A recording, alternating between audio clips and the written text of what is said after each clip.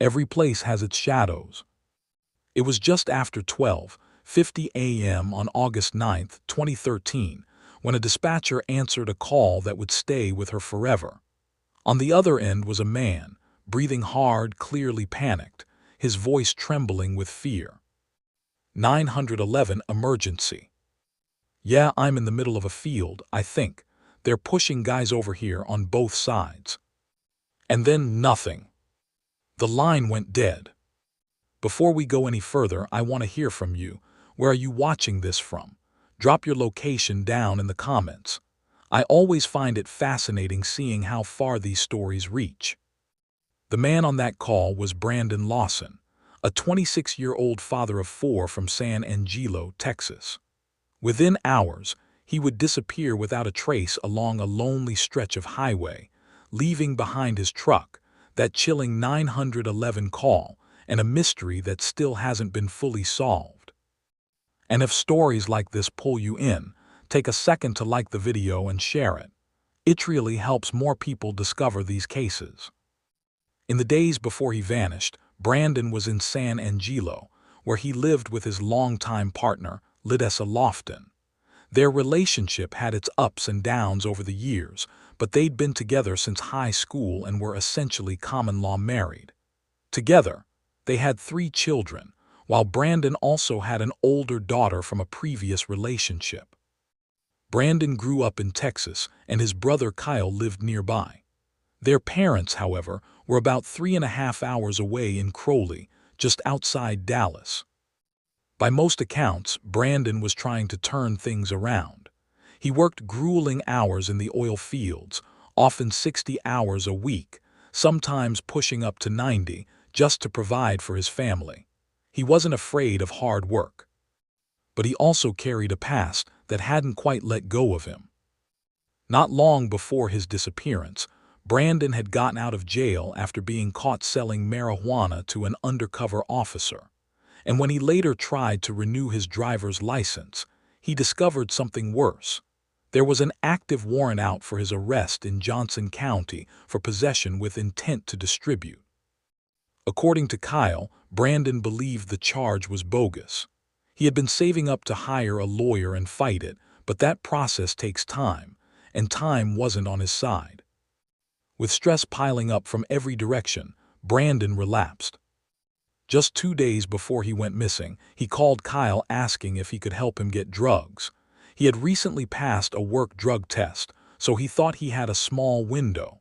Kyle tried to talk him out of it. Brandon had been clean for nearly 6 months, but addiction doesn't just disappear overnight. Realizing Brandon was going to find drugs no matter what, Kyle pointed him toward a coworker named Chris, not to enable him, but so at least he knew where it was coming from. Brandon and Chris met up, and what followed was a meth binge. Brandon then disappeared for about a day before Kyle eventually found him at a friend's house near Fort Worth, over 3 hours away from San Angelo.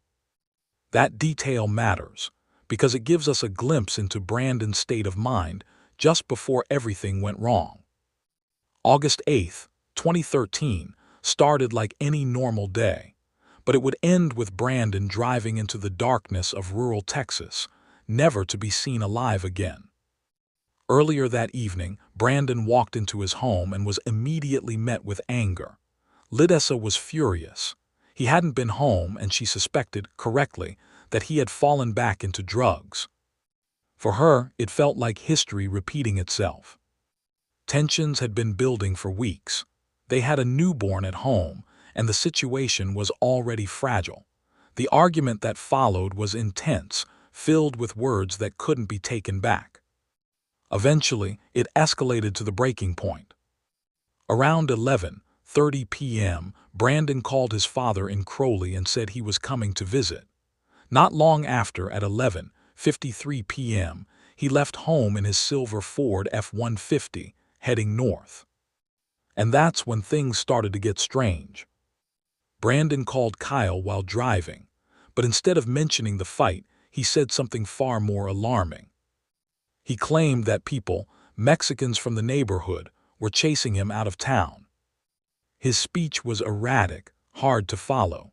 Some of it could be blamed on poor reception, but it also sounded like something else was off. Kyle asked him directly if he was hallucinating. Brandon denied it. Then Brandon said something even more confusing. He claimed a state trooper had pulled one of the people over, but that others were still chasing him. Who were these people? No one knows. And it's unclear if they even existed. Then suddenly, Brandon hung up. At 12:38 a.m., Brandon called Kyle again. This time, he said he had run out of gas along Highway 277, somewhere between San Angelo and Bront. He needed help. Kyle didn't hesitate. He grabbed a gas can from Brandon's house and set out immediately with his wife and young son. Brandon kept calling as Kyle drove, but every call was strange, short, disjointed. He'd say a few words then hang up. Something wasn't right. At one point, Brandon said he was bleeding. But even then, Kyle didn't think his brother was in immediate danger. He assumed it was the drugs and expected to find him waiting by his truck. Then, at 12:50 a.m., Brandon made a decision that would define this case. He called 911. In that rural part of Texas, 911 calls didn't go to a standard dispatch center. They were routed to a nursing home in Robert Lee, where staff would relay emergencies to law enforcement. The call Brandon made was chaotic, panicked, hard to understand. 911 emergency. Yes, I'm in the middle of a field. We're pushing guys over here, out of gas. The dispatcher tried to piece it together. Brandon mentioned being in a field, said his truck had run out of gas, and claimed there were other people there, someone chasing him into the woods. He asked for help, urgently. At first he said he needed an ambulance. Then he corrected himself, he needed the police. Which is strange, because Brandon had an active warrant. He had every reason to avoid law enforcement. But whatever was happening out there, it scared him more than getting arrested.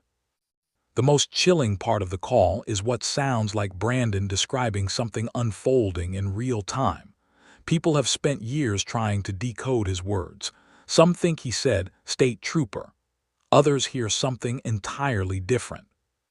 What's clear is this: Brandon believed something was happening around him, something involving multiple people. Or at least that's what he perceived. Then the call abruptly ended. Some believe you can hear what sounds like gunshots just before the line cuts. When the dispatcher tried calling back later that morning, it went straight to voicemail. While Brandon was making that desperate call, Kyle was still on the road, unaware of what had just happened. He arrived at the scene around 1:10 a.m., just as a sheriff's deputy pulled up. Brandon's truck was there, partially blocking the road, hazard lights on. It didn't look like a simple case of running out of gas. It looked like he had tried to pull back onto the road and didn't make it. As Kyle spoke with the deputy, his phone rang. It was Brandon. "I can see you," he said. "I'm right here." But Kyle couldn't see him. No one could. The deputy hadn't seen anyone either. Then came a decision Kyle would later regret. Believing Brandon was hiding because of his warrant, Kyle didn't tell the officer about the call. Moments later, Brandon saw the deputy's headlights and shouted, "One time run," a phrase they used to warn about police. Kyle refused. He hadn't done anything wrong. Brandon got angry and hung up. That was the last time anyone heard from him. Search efforts began almost immediately, but they turned up nothing. No signs of a struggle. No clear trail. Just a strange patch under a tree where someone may have sat. Days passed, then weeks, then years. Theories started forming. Was Brandon hallucinating from drugs? Was he actually being chased? Did he witness something he shouldn't have? Or was there something more sinister involved? For nearly 9 years, the case went cold. But his family never stopped searching. Then on February 4, 2022, everything changed. A search team finally gained access to land near where Brandon had disappeared, an area that had never been thoroughly searched before due to thick brush. There they found clothing, matching exactly what Brandon had been wearing. Soon after, human remains were discovered nearby. And in December 2024, the confirmation came. The remains were Brandon Lawson. He had been less than a mile from his truck the entire time. But after so many years, there was no way to determine how he died. So what really happened out there that night? Was it drugs? A hallucination that spiraled out of control? Or did Brandon stumble into something dangerous, something real?